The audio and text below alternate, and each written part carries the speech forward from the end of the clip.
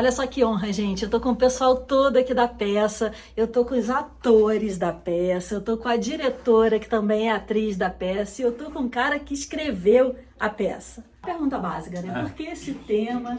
Né? Porque, assim, essa história te fez enxergar como uma potencial obra teatral. Bom, na verdade, o projeto da Adriana foi ela que me apresentou a história. Que é o microfone. Ela que me apresentou a história e eu já tinha uma ligação com a religião, com o espiritismo e tudo, mas, enfim, não foi o principal. O principal foi, achei uma história com muitos elementos de dramaturgia.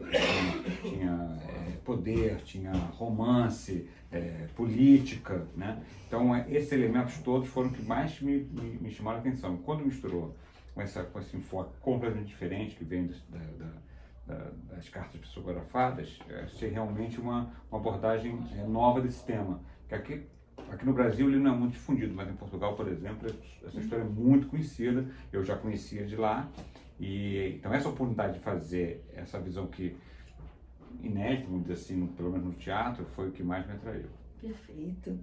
E como foi trazer uma história assim tão densa com uma roupagem cômica? Ela não é uma, ela não é uma comédia, né? Na verdade, o que a gente buscou foi, como ela é uma história muito pesada, a gente buscou trazer leveza. Sim. Então, e o humor foi o instrumento para trazer essa leveza, né? Para poder quebrar, né? Mas ela é muito densa, né? E às vezes muito divertida ao mesmo tempo, mas assim, eu não classificaria como uma comédia. Sim. Não acho que nem uma tragicomédia, eu acho que ela é um drama, uma tragédia com elementos de alívios cômicos e pontos para dar equilíbrio, né? No sentido de a história é muito pesada. Sim, para trazer leveza Mas mesmo. como a vida é, né? Sim, como a vida é. É verdade.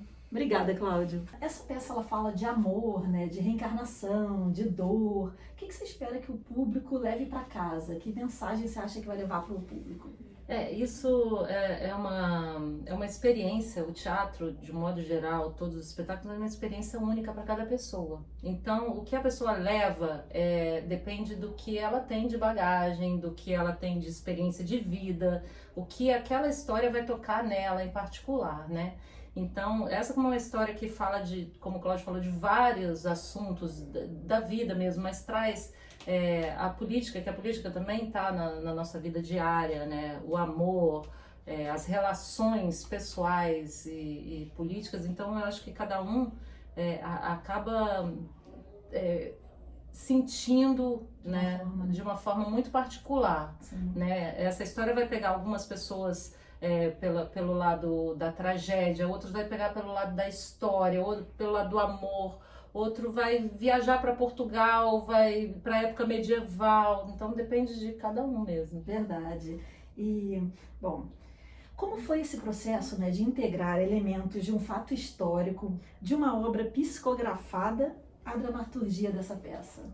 Pois como o Cláudio falou, essa história é muito montada em Portugal. Tem filme, tem peça, acontece em festivais, os locais são locais turísticos hoje, né? Portugal tem muito orgulho dessa história, como sendo um Romeu e Julieta que realmente aconteceu, né? Então eles trabalham muito. Agora, com essa visão do Chico Xavier, com os personagens se encontrando, a pessoa acreditando ou não, é muito interessante. Você poder colocar os personagens discutindo aquilo que aconteceu lá no passado, né?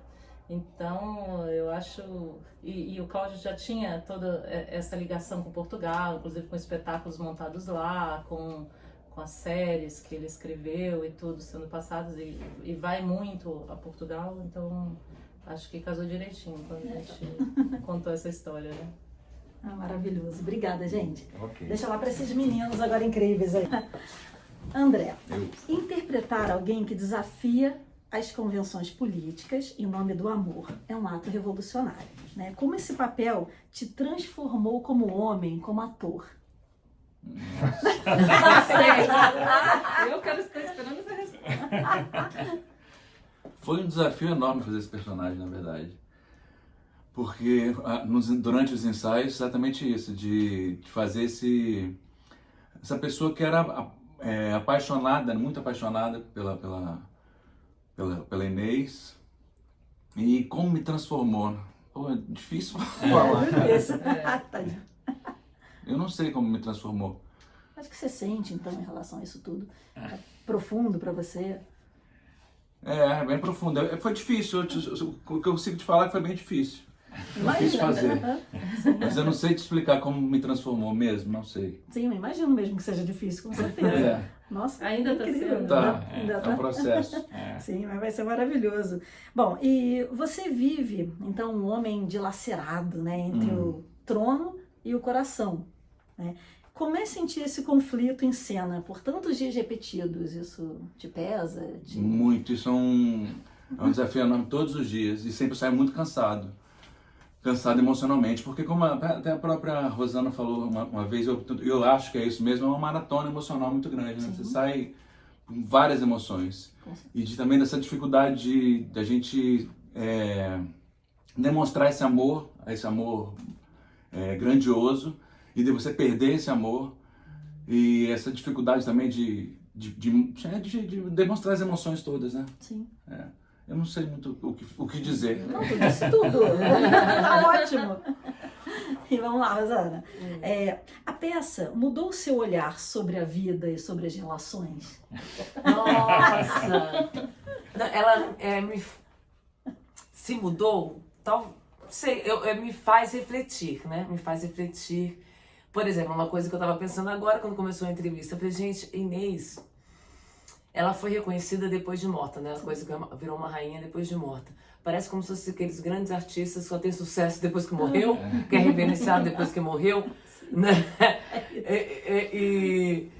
E assim, por mais que seja uma viés espírita dessa peça, ela mostra muito uma transmutação, né? Essa transmutação de você ter o conhecimento depois de morta. Como acontece, mais que a peça é espírita, parece uma lenda de uma pombagira.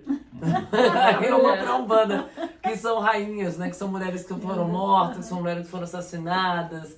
Às vezes tivesse uma vida que também não era um pouco errante, mas mulheres que também eram empoderadas, viveram coisas que não eram da época delas, né? Então tem uma mística aí. Mas o que me mudou foi quando eu vi o texto, quando eu recebi, eu falei, meu Deus, oi? Estão me chamando pra isso? Aí eu fiquei assim, eu falei, mas é a Adriana Nunes, a André Deca, vamos ver o que vai dar. O que talvez me deu coragem de encarar o inesperado. Eu acho que é uma característica que eu tenho, mas mudou talvez os preconceitos em relação a fazer uma peça que seja considerada espírita, né? Teatro espírita. Eu acho que mudou talvez certos tabus, né? Mas eu amo fazer. Eu amo fazer e eu gosto de trazer a morte pro palco, discutir essas relações da morte, porque eu acho que as pessoas, é a única certeza que a gente tem na vida, e as pessoas não falam sobre isso, assim, Evitam, né? Evitam! E aí fica tudo mais difícil, eu acho, quando você não encara, né? Sim. E a gente tá sempre mudando o tempo todo, né? Então o que mudou? Deve ter mudado muita coisa. A gente muda todo dia, eu não sou mais a pessoa que eu era ontem. Tem minha essência, mas já várias coisas aconteceram comigo ontem que eu não posso nem te contar que são babadas. Podia contar, né? Não, melhor não. Tá ótimo. Bom, agora a última. Se você pudesse conversar com Dom Pedro, que conselho daria a ele antes que fosse tarde demais para Inês? Uau! Se eu pudesse conversar com Dom Pedro, eu ia falar, quer ver, amor, foge pra outro país.